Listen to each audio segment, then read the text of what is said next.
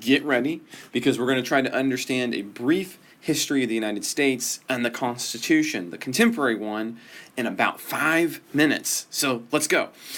The Constitution of the United States is often not understood, and that's because we don't understand this little letter right here. Yeah, we've actually had more than one constitution. And so to understand that document, we the people, that you're so familiar with, you actually have to understand the iterations that came before it. Because just briefly, we were British, so we were part of the British Constitution. We had colonies with their own charters that then became independent states. Then we're going to have the Articles of Confederation, and then we're going to have the current Constitution. But even that's not exactly the current Constitution, because we've had a bunch of amendments. So how do we get to this? Well, it happens because of the American Revolution. And the American Revolution is really difficult to get at because it's really something that we think of as being a foregone conclusion, right? We celebrated on the 4th of July with fireworks and celebrations, yay!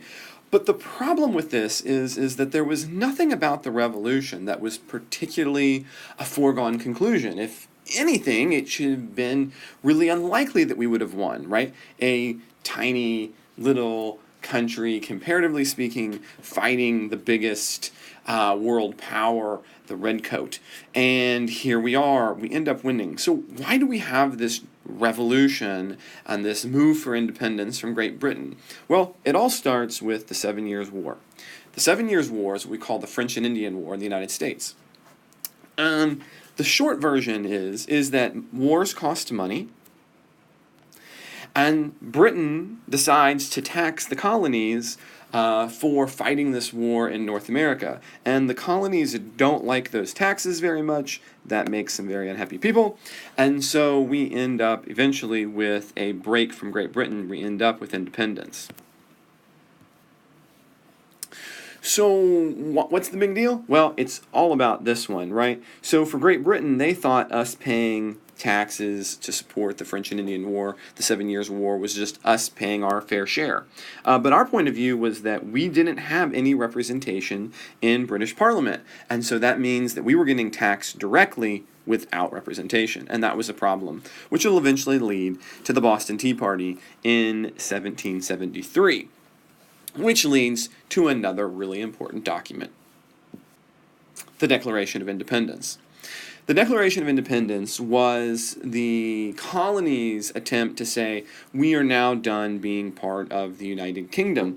And what's fascinating about the Declaration of Independence is it's part of what's called social contract theory. There was a theorist, as a matter of fact, you're taking a look at him here on the right. His name is John Locke.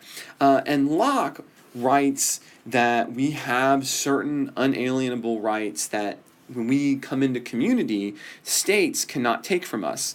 And Jefferson will more or less take that theory and apply it in our particular circumstances and say this is why we should now be and have inalienable rights. As a matter of fact, Jefferson will famously write, quote, "We hold these truths to be self-evident, that all men are created equal, that they are endowed by their Creator with certain unalienable rights, that among these are life, liberty, and the pursuit of happiness, that to secure these rights governments are instituted among men, deriving their just powers from the consent of the governed, that whenever any form of government becomes destructive of these ends, it is the right of the people to alter or to abolish it, and to institute new government, laying its foundations on such principles, and organizing its power in such form as to them shall seem most likely to affect their safety and happiness." It's just as radical today as the day that it was written. So as a result of the Declaration of Independence, it was time to have our own constitution, right? That's right. No, the Declaration of Independence was not a constitution. Instead, the constitution that we would create, it was called the Articles of Confederation. The Articles of Confederation aren't much like the Constitution with which you're familiar today. Instead, they would be the operating constitution for about 12 years, from 1777 to 1789, and they would tie the colonies together for the first time, specifically on the issue of foreign policy. And all of the other things that you think about governments doing was not something that the Articles had power over. So states would retain all their sovereignty, there was no president, there was no judiciary, they couldn't pass or levy national taxes, or really even compel member states to follow their rulings. Instead, each state retained their sovereignty, freedom, and independence according to the Articles of Confederation. So there were some reasons why not everyone was happy with the Articles of Confederation after the Revolutionary War. There were some issues creating treaties with Great Britain, there were some domestic issues with things like Shays' Rebellion, and as a result of these problems, there would end up being a constitutional convention called, and the Constitutional Convention would be called in Philadelphia in May 1787 to revise the Articles of Confederation. But right off the bat, the members who met decided, nah, we don't want to do this, let's create a new constitution. So they threw out the rules and said, let's create some new one. And this group would be presided over by George Washington, and they would create the constitution that, when you think of the Constitution, is what you're talking about today, minus the Bill of Rights. So those would come right later, as would all of the subsequent amendments. So what did the Constitution give us? Well, a few big things. It's going to give us those three major branches of government with which you're familiar. We'd have an executive, an elected executive, the president. We would have a judiciary, which would be appointed by the president and confirmed by part of the Congress.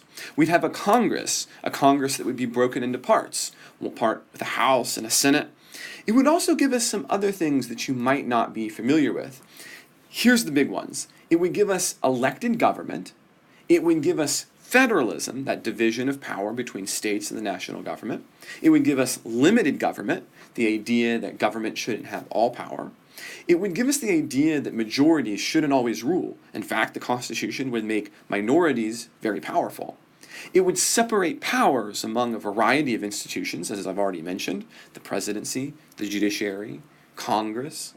And it would also create one of the biggest free trade zones in the history of mankind, which, at the time, I should say, of North America. All of these colonies, suddenly, there were no longer economic restrictions from one state to the next. And so we might have gone over time just a bit, but this is the essence and the history of the current American Constitution.